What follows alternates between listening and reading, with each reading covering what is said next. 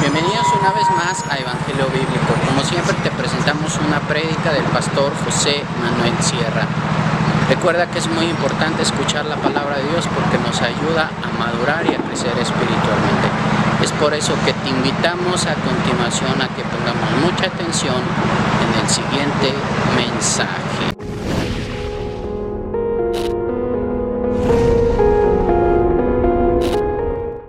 La carta a los hebreos, por favor, la carta a los hebreos. Vamos a estar viendo en esta tarde unos versículos, creo que muy interesantes, que nos van a venir muy bien.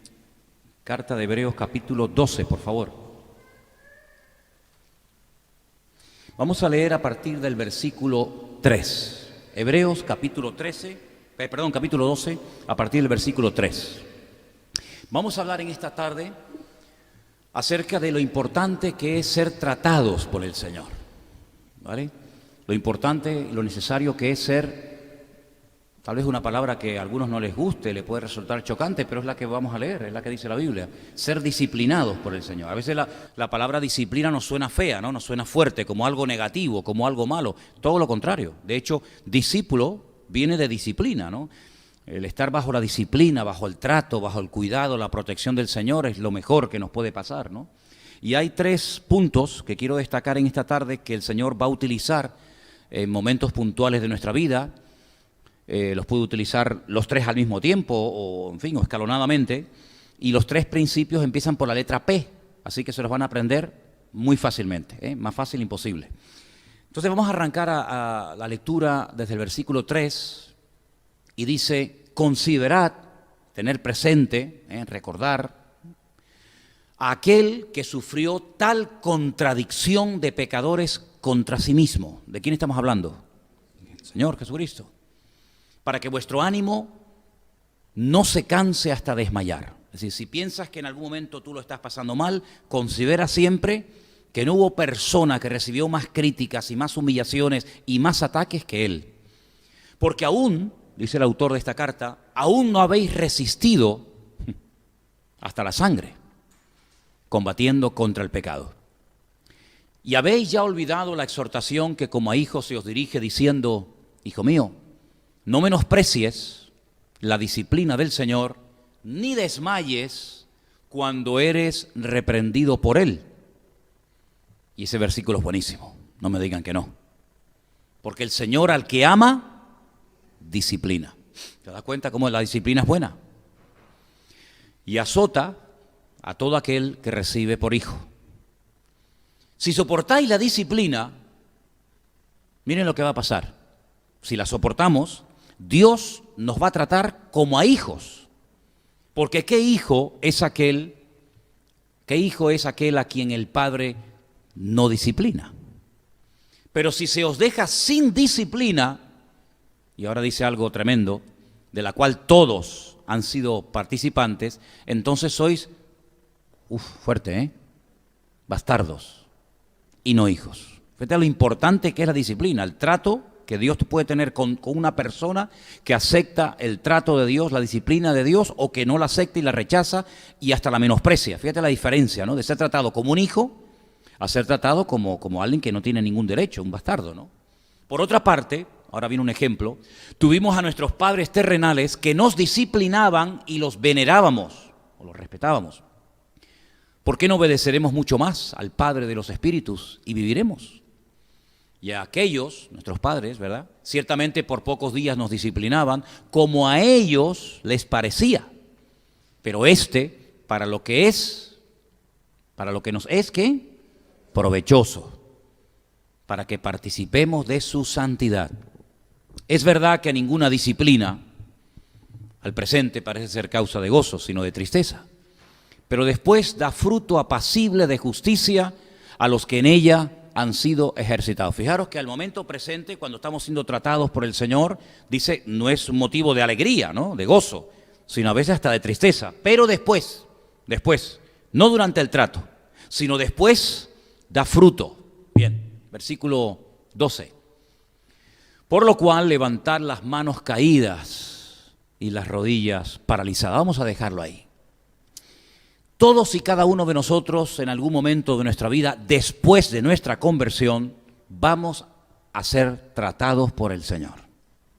Así que no se sorprendan, no se pongan tristes, no se desanimen, no piensen tonterías, sino agradézcanle a Dios que Dios está tratando con su vida.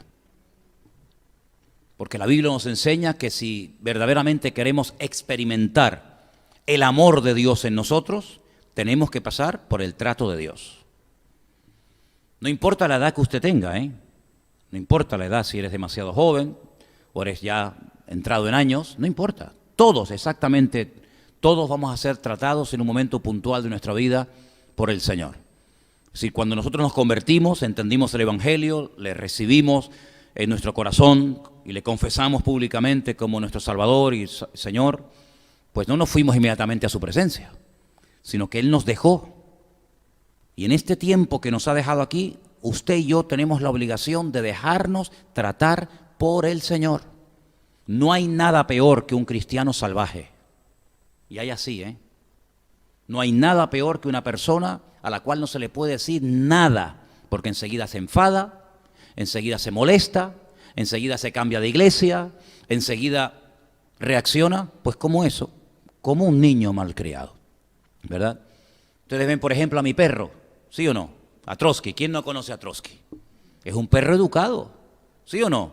No es un salvaje, no va rompiendo todo. A mí a veces me dice la gente, ay, pues yo tengo un perro que me rompe los sillones, me muerde los zapatos. Digo, porque tiene un salvaje. Si usted lo hubiera educado, si lo hubiera enseñado, a mí Trotsky nunca me ha roto nada, nunca. Es más, la única vez que me roncó, la única vez que se puso contra mí, y me lo hizo 3 veces, fue cuando le metí la mano en el plato de la comida. Y me roncó. Ahora, yo no tengo un chihuahua, Yo tengo un pastor alemán. Como un pastor alemán se te suba encima a ti, tienes que salir de la casa, ¿vale? Él tiene que entender el concepto de autoridad, pero bien claro, porque si no sería imposible vivir con un bicho de 50 kilos, y que en cualquier momento se te puede virar y hasta matar. Fíjate lo que te digo, ¿verdad? Entonces, nosotros como creyentes vinimos salvajes al Señor. Algunos dirán, no, yo no, tú también. No, pero es que tú también. Porque si no, el Señor te hubiera llevado a su presencia el día que le conociste, y ya está. Estaba santa, perfecta, pura, y ya a la super. Pero si el Señor nos ha dejado aquí, no solamente es porque tenemos un propósito que cumplir, que aún no lo hemos cumplido, porque si lo hubiéramos cumplido ya nos hubiera llevado a su presencia, sino porque además nos quiere tratar, nos quiere moldear, y a nadie le gusta, a unos más y a unos menos, ¿verdad? Ser tratado, ser disciplinado. Dice incluso el texto, y esto se escribió hace 2000 años, que a los cristianos de hace 2000 años, a nuestros hermanos en Cristo, de aquellas congregaciones que no conocimos, pero que conocemos algo de su vida por lo que se quedó escrito en la Escritura, no les gustaba a nuestros hermanos del siglo I ser tratados y disciplinados por el Señor. Se ponían tristes cuando venían persecuciones o venían palabras fuertes por parte de los apóstoles o de los ancianos o de los pastores de la época. Pero cuando el autor de esta carta les escribe, les dice, pero ustedes tienen que tener en cuenta de que el trato de Dios, el fruto no es instantáneo, sino que el fruto viene a posteriori, viene después. Porque es como algo que no entendemos, pero que es necesario que pasemos, porque el Señor sabe hacer bien las cosas en todos y en cada uno de nosotros. Amén. Las 3 P's, las 3 cosas que el Señor va a utilizar, por decirlo de alguna manera, para moldear, para tratar con nuestra vida, la primera de ellas empieza por la P y es la palabra de Dios. ¿Cuántos dicen amén? La palabra de Dios. Segunda de Timoteo 3, 16 y 17. Escuche este texto, es buenísimo. Dice, toda la Escritura es inspirada por Dios. Vale, ya lo sabemos. Y es útil. Pero uno dice, bueno, ¿útil para qué? Mire, aprenda, escuche, para enseñar.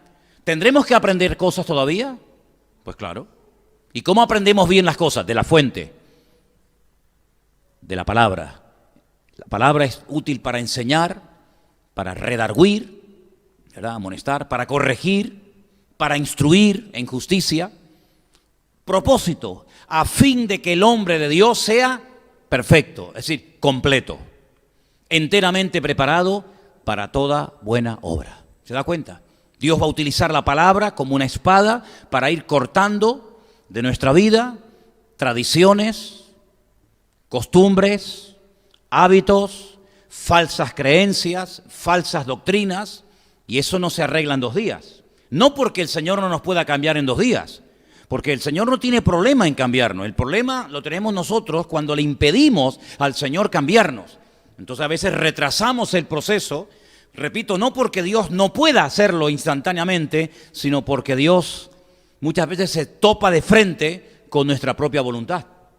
Y al encontrarse con nuestra voluntad, frena, alarga el proceso de Dios en nuestra vida. Pero la palabra de Dios, cada vez que la abras, te expones, Cada vez que abras la Biblia te vas a exponer a que Dios en un momento determinado, ¡pum!, te indique, te señale algo de tu vida que no está bien.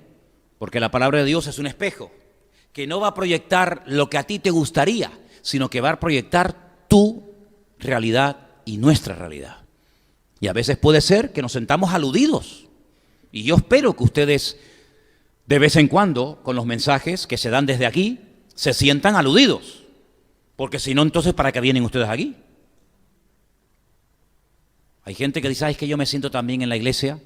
Bueno, pero a la iglesia no solamente se viene para sentirse bien. A veces uno puede salir de la iglesia sacudido y dice, oye, hoy no me he sentido muy bien, porque hoy parece que todo el mensaje fue para mí. Bueno, pero es que también la palabra de Dios a veces viene para animarnos y otras veces viene para decir, una cosa, este tema de tu vida privada, ¿cuándo lo vas a arreglar? A mí me hace gracia cuando le haces una pregunta a una persona que está mal y te dice, ¿Se han dado cuenta? Tú dices a un niño, ¿qué hiciste? Él sabe lo que hizo. Él sabe, hombre, pero te dice, Él sabe lo que le estás diciendo. Y a veces el Señor te dice, oye, una cosita, ¿y este tema? Tú le dices al Señor, ¿verdad? Increíble, ¿no? Es como dando tiempo para ver qué le digo. Como esos políticos que hacen una pregunta que no les gusta oír, cogen un vaso de agua, tragan y dicen, me alegro mucho que me haya hecho esa pregunta. Ya, falso como una moneda de 6 pesetas, ¿no? ¿Verdad? Entonces la palabra, cuando tú la abres, puede ser que un día te encuentres con un salmo, con un pasaje, con un versículo que dices, ¡ay, qué bonito, cómo me ha animado este día! Pero cuidado, puede ser que te encuentres de lleno con una realidad que llevas años arrastrando y que usted no ha querido arreglar. Y ahí, ¡pam!, te descubre el Señor. Porque ¿saben una cosa, hermanos? No vamos a poder progresar si ocultamos cosas. Hay 2 versículos que parecen iguales. Se los voy a decir. Hay uno que dice, el que encubre no prosperará. ¿Han leído ese salmo? Ese proverbio. El que encubre no prosperará. Y luego hay otro que dice que el amor cubre multitud de pecados. Dice, pero ¿en qué quedamos? Vamos a ver. Claro, hermanos, a veces estamos muy pendientes de los defectos de los demás y con amor tenemos a veces pues que cubrir las faltas o las debilidades de cualquier hermano, de cualquier hermana, pero cuidado, no encubra, no intente echarle tierra a cosas tratando de taparlas, porque no hay nada que podamos utilizar para pasar desapercibidos ante la presencia de Dios. Miren, Caín mató a su hermano y no había gente delante, no había testigos, pero Dios le dijo, ¿dónde está tu hermano Abel? Mira cómo Dios lo descubrió. Y cuando Adán intentaba ocultarse de la presencia del Señor, el Señor sabía dónde estaba. Y cuando Acán metió la mano y robó lo que no tenía que haber robado, mira cómo el Señor sabía que ese era Acán, y había más de 2 millones y pico de población en aquel tiempo. Y cuando Josué dice, ¿pero por qué hemos perdido la guerra? Porque hay pecado entre ustedes. Y Josué dice, pues ¿cómo sé yo quién ha pecado? Es que no somos 4 o 5 personas, 20 o 30, somos millones de seres humanos. Bueno, pero Josué, tú no te preocupes porque yo te voy a mostrar dónde está el pecado. Y se lo mostró. Entonces, el Señor sabe siempre perfectamente cuál es nuestra debilidad, cuál es nuestro pecado, qué es lo que queremos ocultar. Pero si queremos verdaderamente crecer y madurar y avanzar, tenemos que dejarnos tratar por la palabra de Dios. Y la palabra de Dios es una espada que a veces viene a podar y a quitar ramas muertas y costumbres y hábitos que no están bien. Y cuando llegue ese momento, pues déjate tratar, déjate moldear. Déjate cambiar por el Señor. Amén, hermanos.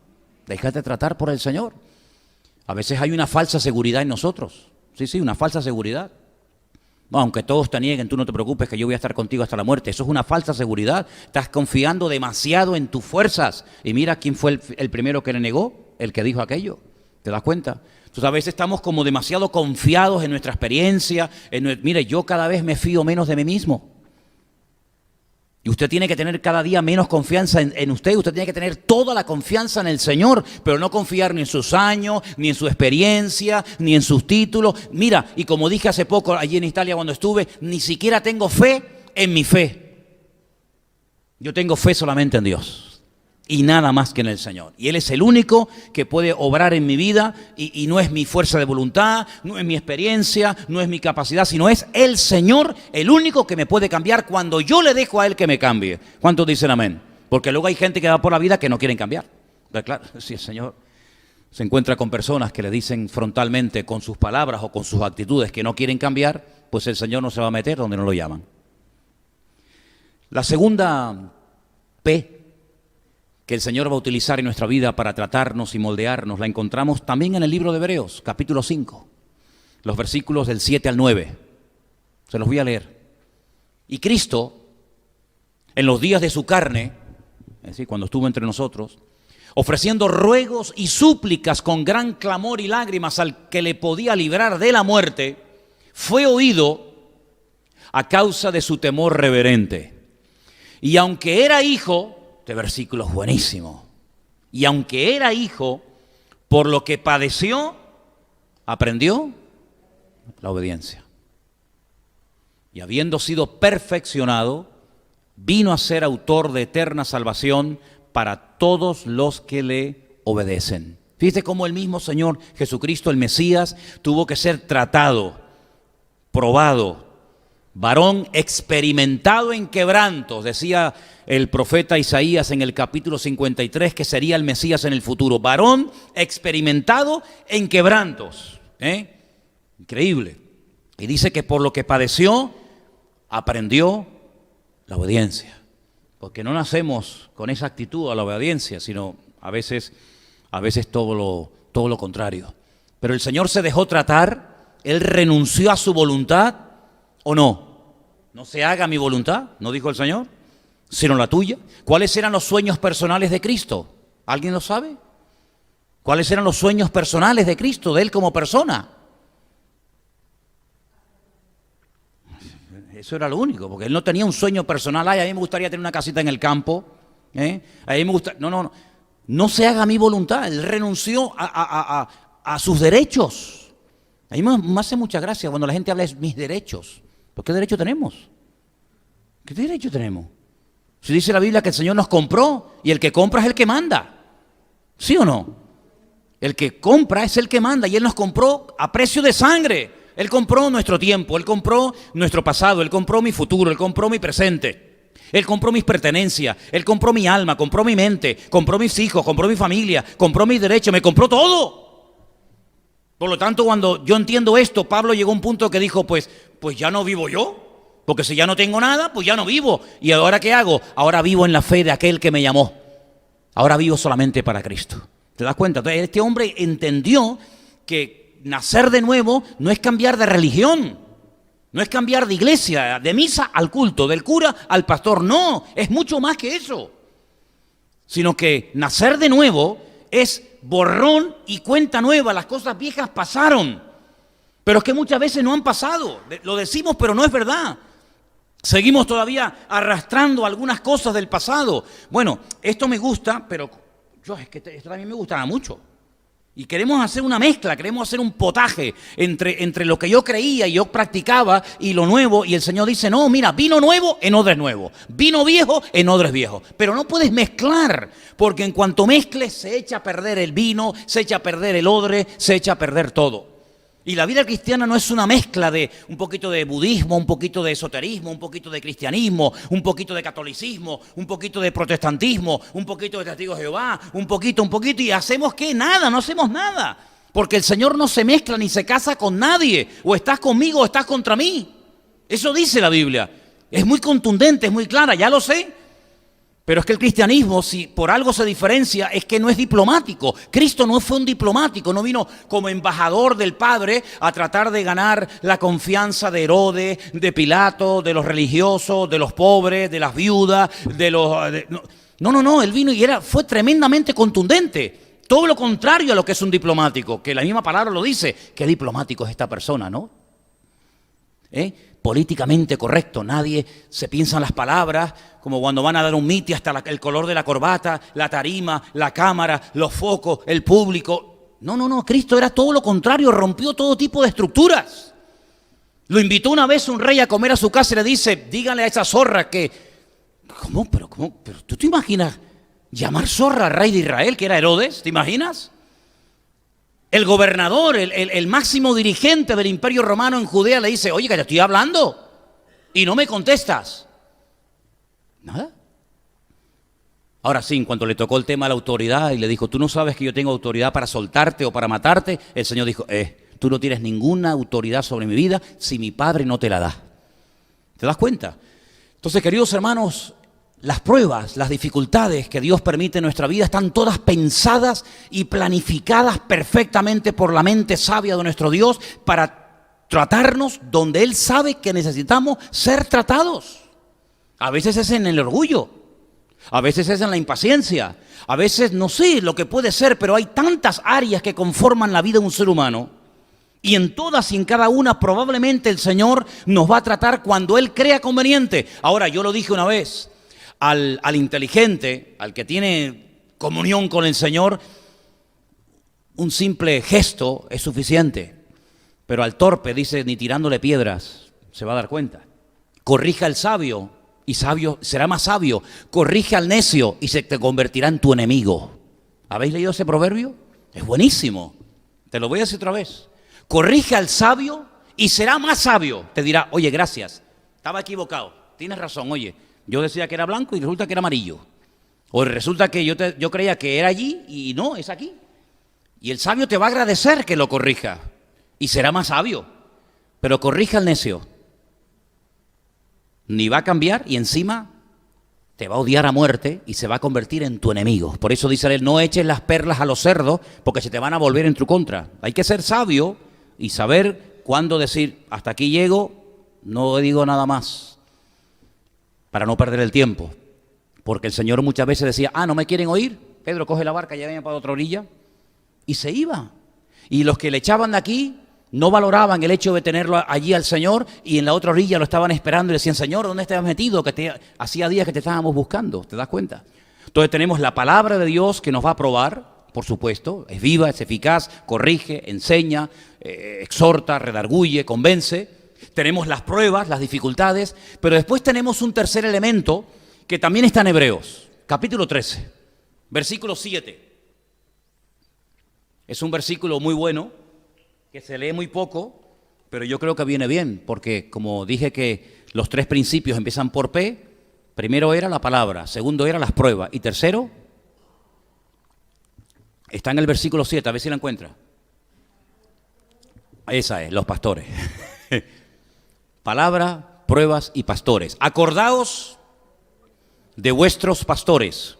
Claro, lo dice en plural porque a lo mejor a lo largo de tu vida tendrás varios, ¿no? Acordaos de vuestros pastores que os hablaron la palabra de Dios, ¿vale? Considerad, meditan eso, cuál haya sido el resultado de su conducta e imitad su fe. ¿Tú lo haces? Yo no tengo que imitar tu fe, pero tú sí tienes que imitar la mía. Luego yo tengo que tener un poquito más de fe que tú, ¿no?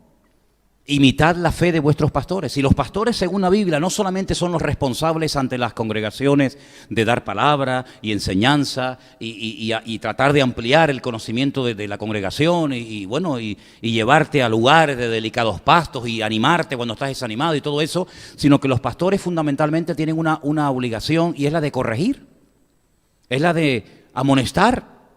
Es la de advertir, decir, mira, cuidado si te juntas demasiado con esta persona, porque tal vez tú no entiendes lo que yo te estoy diciendo ahora, porque no te puedo decir todo. Pero si tú te sigues juntando demasiado con esta gente, vas a terminar mal. Y claro, uno a veces dice, pero ¿y por qué me dice eso? Pues porque a veces uno tiene información que tú no tienes, ¿verdad? Y cuando un pastor te ama, no te va a pasar la mano.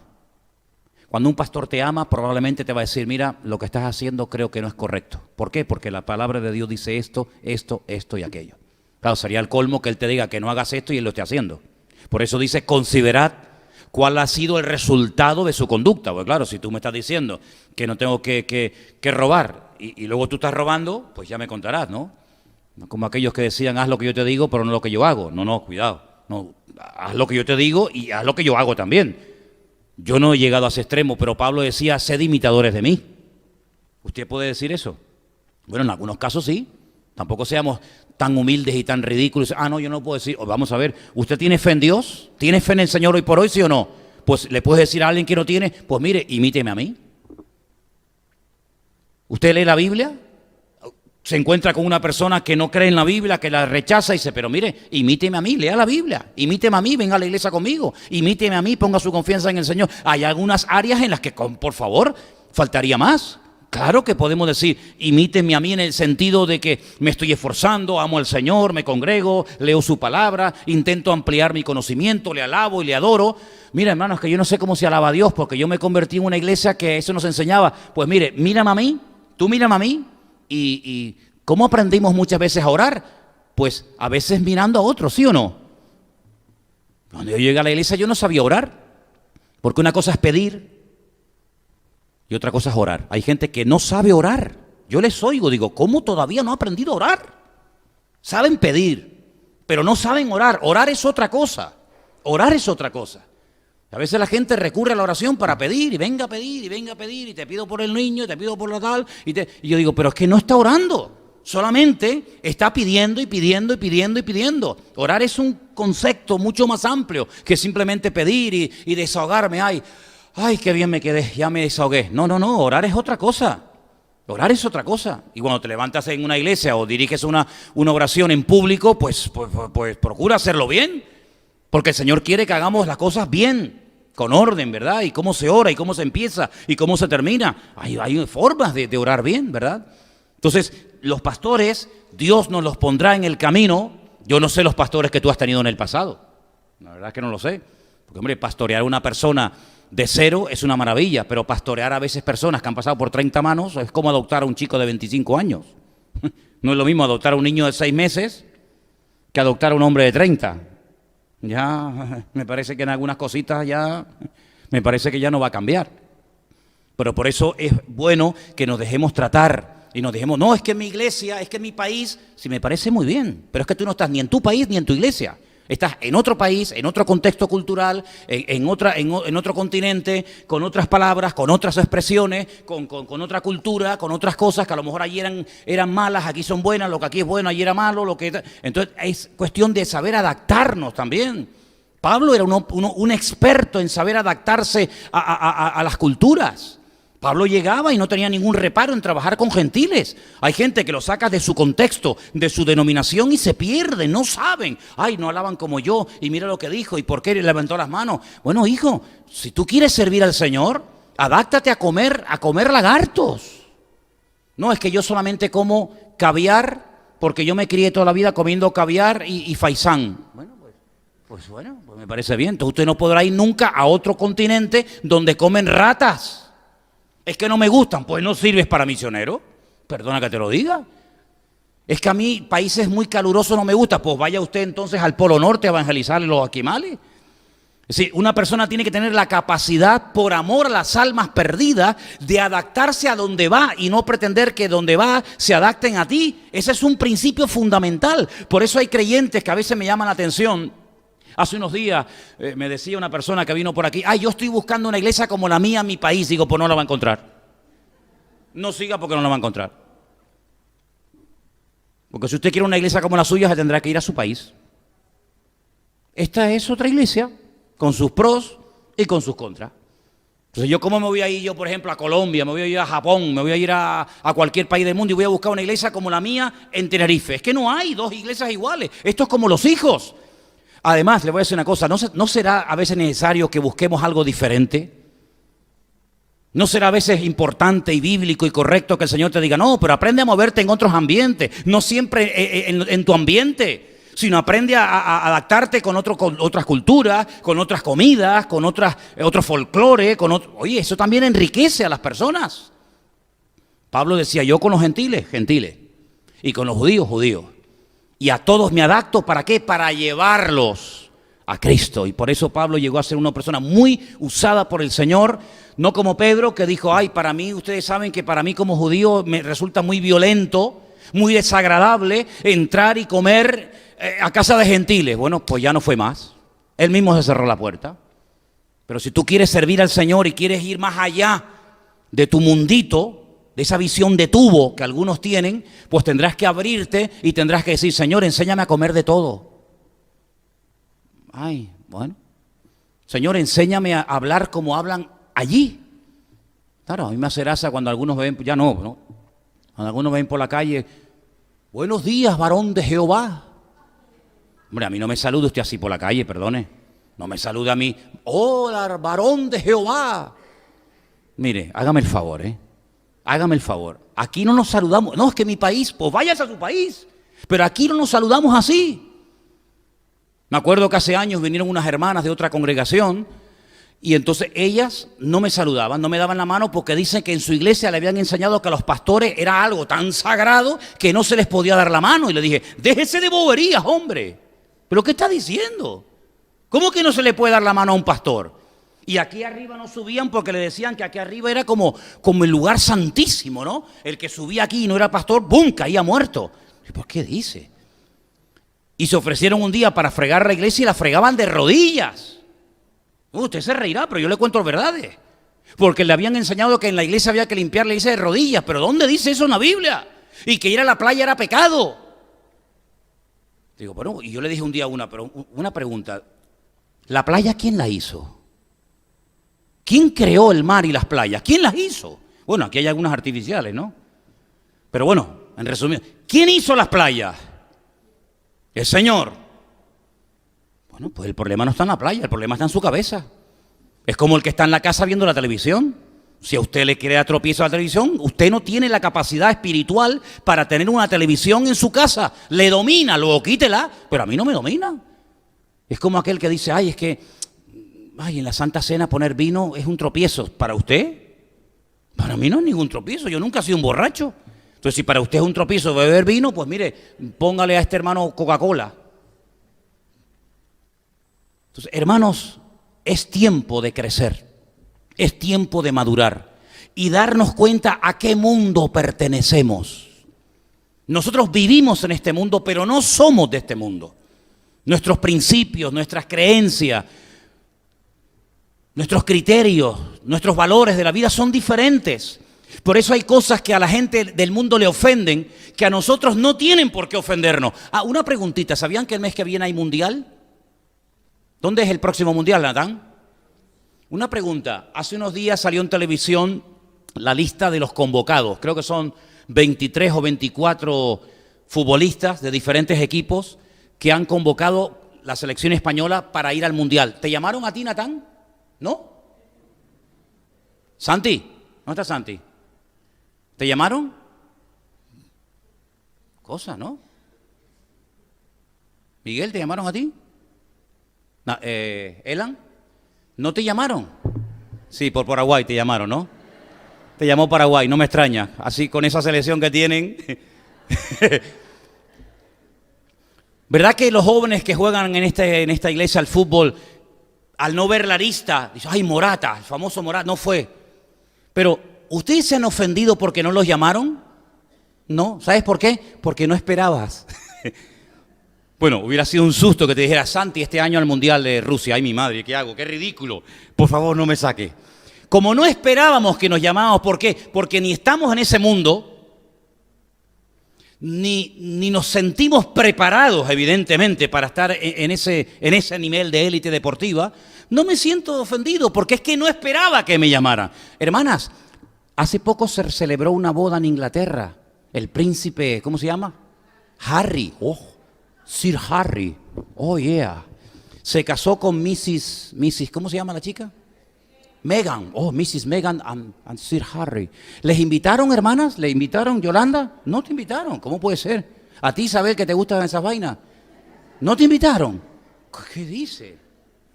Pepita, ¿te invitaron con la Pamela? No, nada. ¿Cómo puede ser eso? ¿Pero por qué no les invitaron? Porque ustedes no son de ese mundo.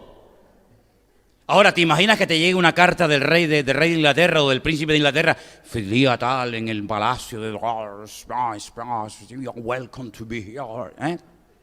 Y así una sorpresa. ¿Pero por qué no nos ofendimos? Porque no esperábamos que nos llamaran.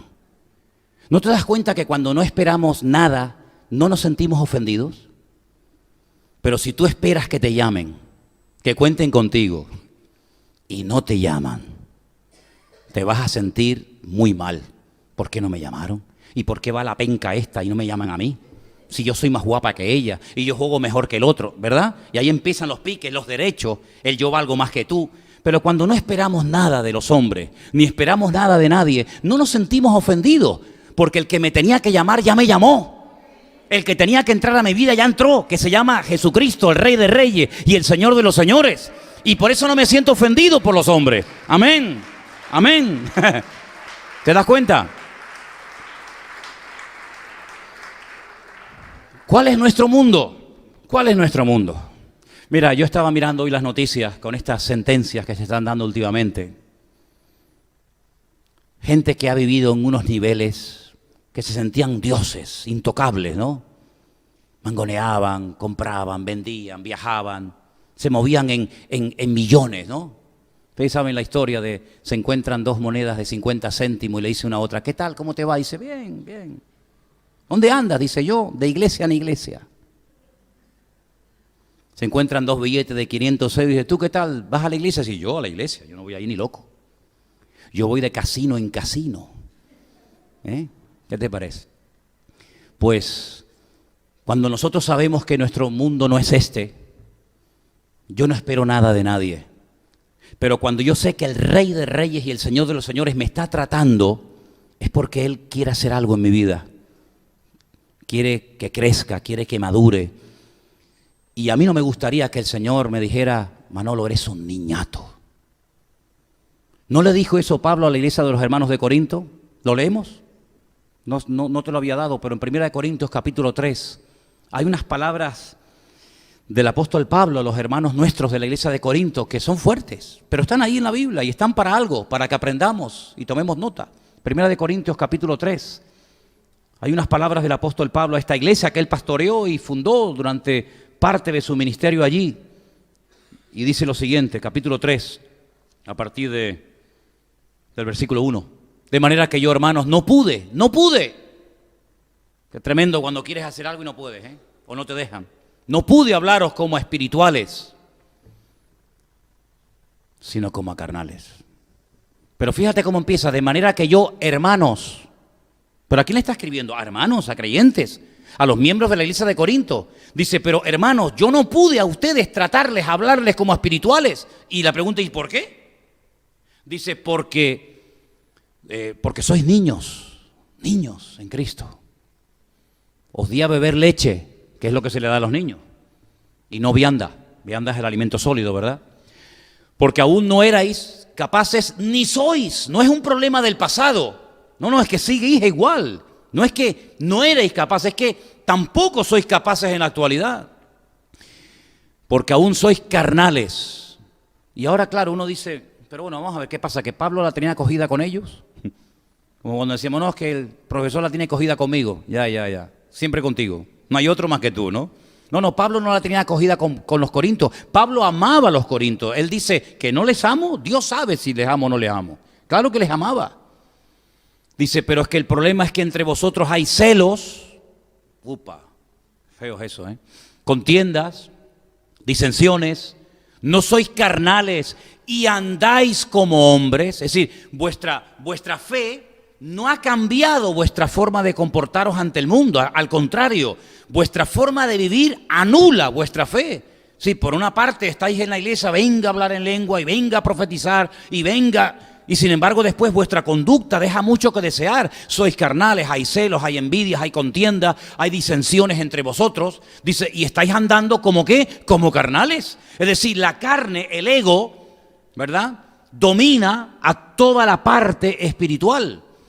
Sabéis que hay una lucha entre la carne y el espíritu. En Romanos capítulo 8 podéis leerlo, 7 y 8, dos capítulos extraordinarios. Pero cuando domina la carne, los celos, la envidia, ¿verdad?, los malos pensamientos, las malas actitudes, es la carne la que está prevaleciendo por encima del espíritu. Y Pablo dice, y en vuestro caso es la realidad de la iglesia. Dice, sois carnales, diciendo uno yo soy de Pablo, el otro yo soy de Apolos. ¿No sois carnales? ¿Pasa aquí eso cuando yo salgo de viaje? ¿Quién va a predicar? Ay, no me diga. Ay, qué bueno. ¿Pasa eso? Ustedes sabrán si pasa o no. Pero en la iglesia de Corinto pasaba. Luego, ustedes no están vacunados contra esa actitud, porque es la misma. ¿Quién? ¿Manolo? ¿Marco? ¿Anderson? ¿Perico? ¿Palote? Queda igual. ¿Pero qué dice ahí? ¿Quién es Pablo? ¿Qué es Apolos? Son servidores, gente que sirve, que lo hace lo mejor que puede. Los servidores por medio de los cuales habéis creído, y eso según lo que a cada uno le concedió el Señor. Está más claro que el agua. Pablo dice, yo planté, él fue el fundador de la obra, luego vino otro pastor, Apolos, regó, pero en definitiva el crecimiento, quien lo ha dado, no es ni uno ni otro, sino es el Señor, ¿te das cuenta? Entonces Pablo veía la conducta, veía el comportamiento, la forma como se comportaban los corintios y decía, es que yo no puedo tratarles a ustedes como espirituales, yo no puedo profundizar, no puedo llevarlos a un nivel, a una dimensión mucho más profunda en vuestra relación con Dios, porque vuestro estilo de vida impide que yo les enseñe a ese nivel, porque sois carnales y lo demuestra. No es que yo se me ha metido en la cabeza, no, es que son carnales, no, es que os lo puedo demostrar. Cuando hay celos, cuando hay envidia, cuando no se le puede decir esto a una persona o a la otra y te enfadas y enseguida te pones en guardia, es que todavía la carne domina. Porque los muertos no se ofenden. ¿Tú has visto un muerto que se ofenda? Los muertos no se ofenden. Tampoco cuando le echas piropos, te sale de la tumba y te dice, oye, gracias. Los muertos, nada, son muertos, ni sienten ni padecen. Y cuando uno espiritualmente hablando ha reconocido que le tiene que entregar su vida a Cristo y muere a uno mismo, pues oye, que me digan lo que me tengan que decir, pero que me lo digan ya, que me lo digan cuanto antes. Porque si tú sabes que puedes ayudar a una persona y no lo hace, dice que el que sabe hacer el bien y no lo hace está pecando, ¿te das cuenta? Entonces Dios nos tiene que tratar a todos nos tiene que tratar. Y no significa que por el hecho de que ya leemos la Biblia y conocemos al Señor y nos congregamos y venimos aquí, ya hemos llegado. No, hay muchas cosas todavía que tenemos que aprender y perfeccionar y mejorar. Hay muchas cosas en las que tenemos que mejorar. No nos sentimos ni superiores ni inferiores a la iglesia con la cual el Señor todavía está tratando y muy profundamente. Y por eso muchas veces ustedes cuando termina un culto me dicen, oye, hoy el Señor me trató, hoy el Señor me habló. Gloria a Dios. Gloria a Dios. Sería una tragedia que el Señor no nos hablara. Sería una tragedia que el Señor no nos ministrara. ¿Cómo reaccionamos cuando el Señor trae una palabra? La persona que le está dando ni se entera de lo que está diciendo. Es la verdad, créanme. No es que nos ponemos de acuerdo. Oye, mira, dista tal y tal porque va ahí fulanito. No, es fulanito. No, es que yo ni me muevo así ni me moveré jamás. Pero el Señor sabe tu corazón, el Señor sabe tu vida, sabe lo que estás pasando en el hogar, sabe cuáles son tus pensamientos, tus temores, tus angustias, y el Señor viene, te trae a la iglesia y te habla. Pero cuidado, esa sensación de que el Señor me está hablando hoy, es que la que está atrás está diciendo lo mismo, y el que está delante y el que está a derecha, es que todos nos exponemos ante el mismo Dios y ante la misma palabra. Y a través de la palabra, a través de las pruebas y luchas de la vida, y a través de los pastores, de los siervos de Dios, Dios moldea y perfecciona nuestra vida. Objetivo del Señor, que crezcamos, que maduremos. Hay unos versículos muy bonitos que me gustaría que ustedes leyeran esta noche en la carta el que la haya escrito a los Hebreos, capítulo 5, donde dice que debiendo ser ya maestros, conocéis el texto, ¿verdad? Debiéndose ya maestros, todavía tenéis necesidad de leche y no de alimento sólido.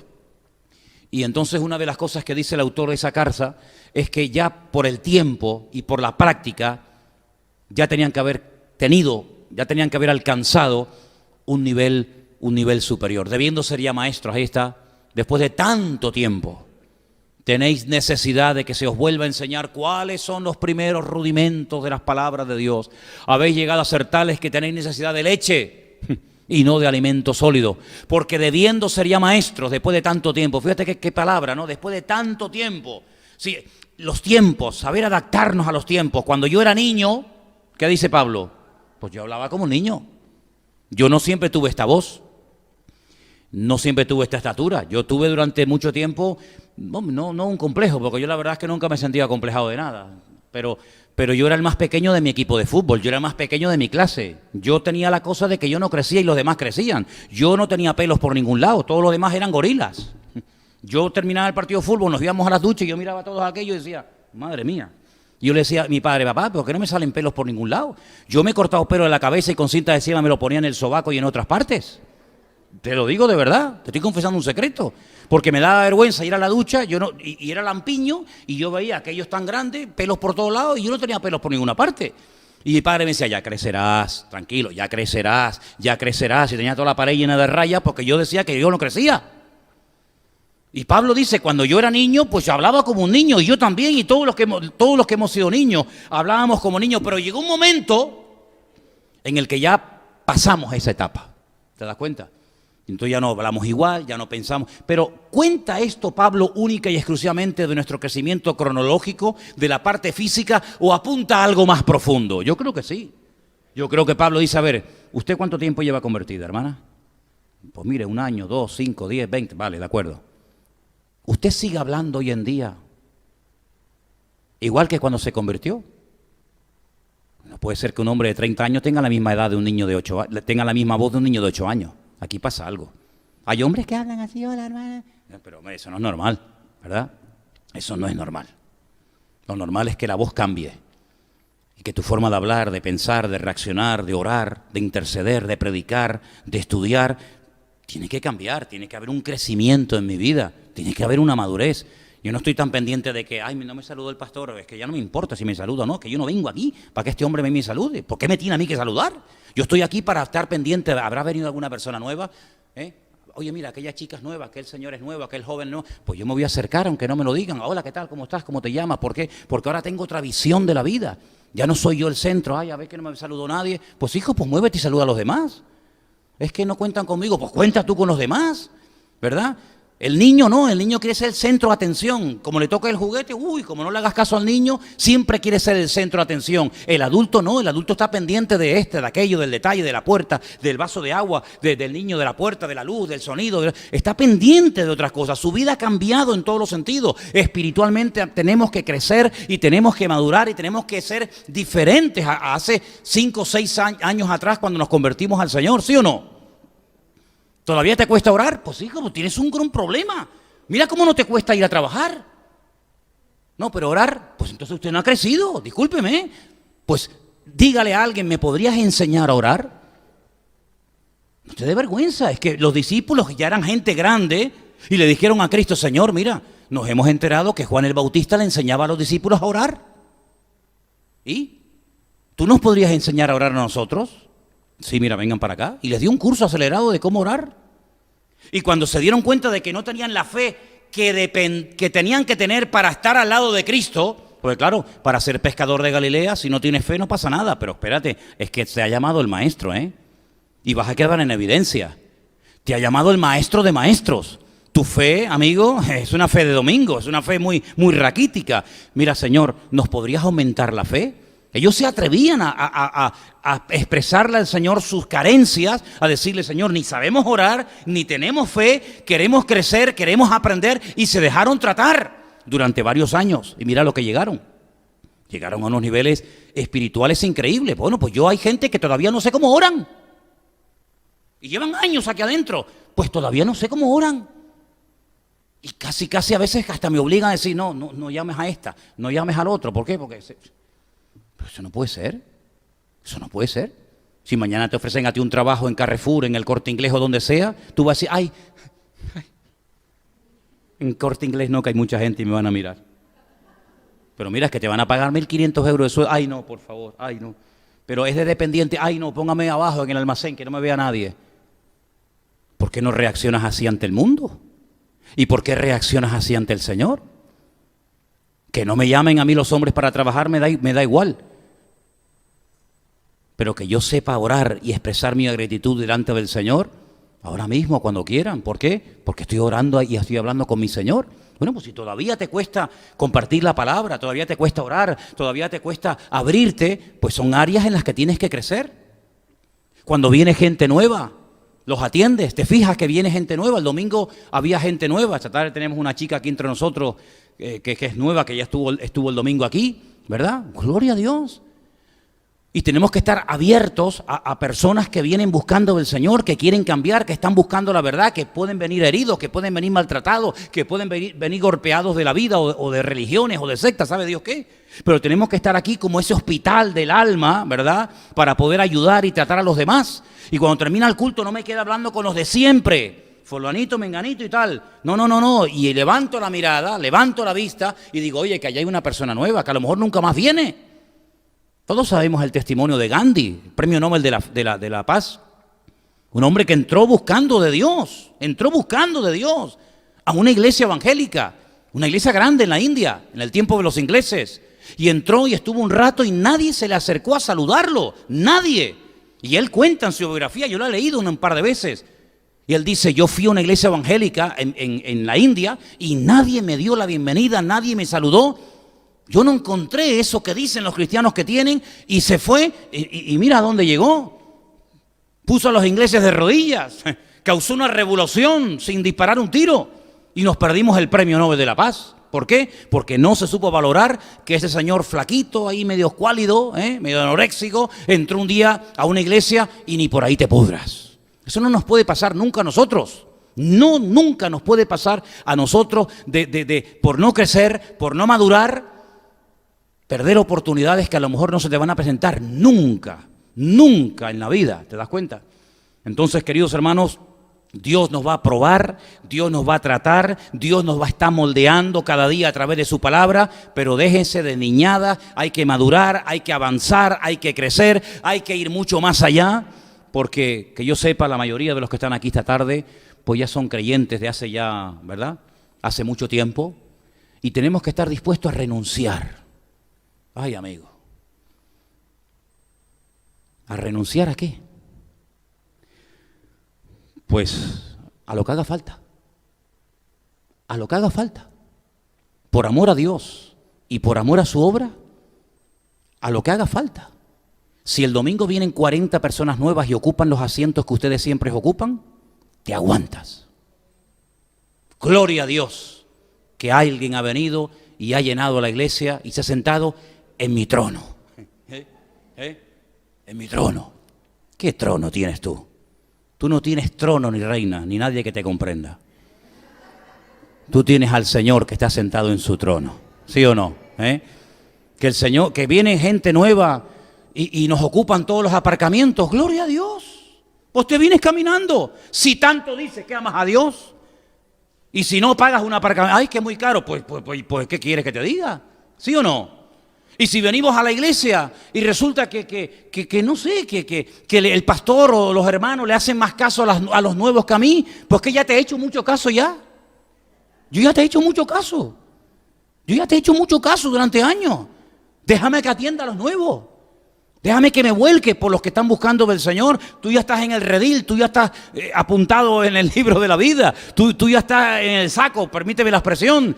Pero a lo mejor hay gente que a lo mejor viene y oye, y es la primera o última vez, o lo mata un coche al salir, yo qué sé, lo que te digo, fíjate. Entonces, estar pendiente de la necesidad ajena, eso es una señal de madurez y de crecimiento espiritual. ¿Cuántos dicen amén? Y el domingo voy a leer algo que no sé por qué. Me mandó una hermana de Barcelona, la hermana Mirta, no sé si me estará escuchando ahora, no lo sé, pero me mandó una lista que la voy a leer el domingo, va a venir bien, vais a ver. Es una lista de lo que es un pastor. De lo que es un pastor. Me acuerdo que una vez, cuando estábamos en el barrio de la Salud, ¿os acordáis? Yo puse una pizarra, me bajé del púlpito, puse una pizarra y le dije, hermanos, yo me voy a ir de la iglesia, siento que mi tiempo aquí se ha terminado, pero me gustaría que ustedes me dijeran qué tipo de pastor les gustaría tener. Así que tengo aquí un rotulador y díganme ustedes qué les parece. Y entonces empezamos a apuntar y apuntar y apuntar y apuntar y apuntar cosas. Bueno, apuntamos, hicimos una lista tan grande de cosas que no están ni en la Biblia. Incluso una hermana dice, bueno, y queremos un hermano que sea un poco psicólogo. Digo, sí, parapsicólogo también, ¿no? Es decir, una lista impresionante de requisitos y de condiciones. Pero ¿sabes una cosa? Sería muy bueno que en esta tarde todos y cada uno de los que estamos aquí le dijéramos al Señor, Señor, si tú quieres utilizar mi vida en este momento tal y como yo estoy, cuenta conmigo.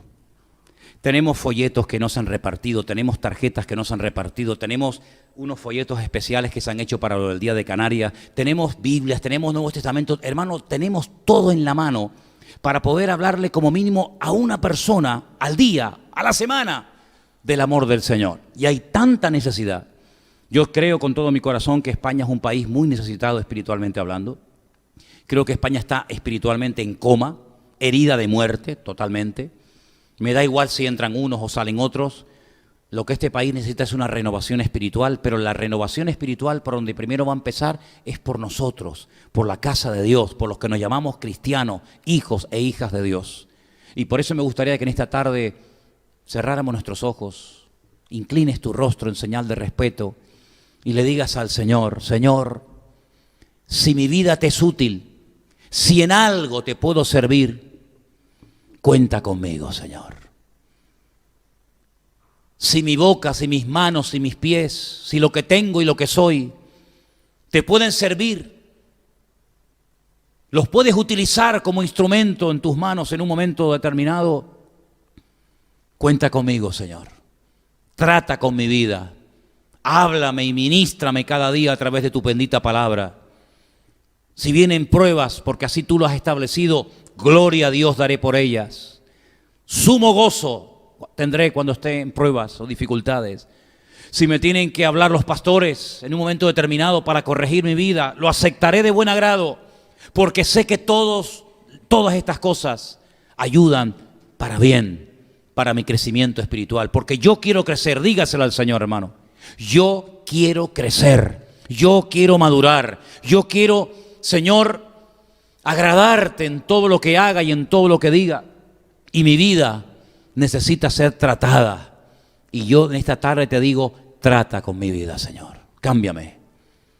Si hay cosas de mi vida que yo no veo, pero tú las ves, yo estoy dispuesto a ser tratado y a cambiarlas. Y el llevar muchos años en el Evangelio no significa de que yo ya no tengo que ser tratado por el Señor. A veces, hermanos, perdóneme, a veces, hermanos, los que más tiempo llevamos en los caminos del Señor somos los que más tenemos que ser tratados. A veces los nuevos dan ejemplo a los viejos. A veces los que empiezan tienen como ese entusiasmo y ese fuego y ese ánimo que a veces con los años tal vez se ha ido perdiendo, no lo sé. Pero sea como sea, Señor, aquí estamos delante de tu presencia y pedimos que tú nos disciplines, porque la disciplina del Señor es buena y siempre traerá fruto a nuestra vida. Bendice nuestras vidas. Oramos por todos los aquí presentes, sus circunstancias, sus familias, sus estudios, sus trabajos. Oramos por nuestros hermanos que nos ven en sus casas, en sus lugares. Oramos, Señor, por tu iglesia sobre la faz de la tierra para que tú la trates y la bendigas. Y para que tú, Señor, quites nuestras arrugas y nuestras manchas y podamos agradarte en todo lo que hagamos y digamos. En tu bendito y precioso nombre lo pedimos y dejamos todo. En nombre de Jesús. Amén y amén.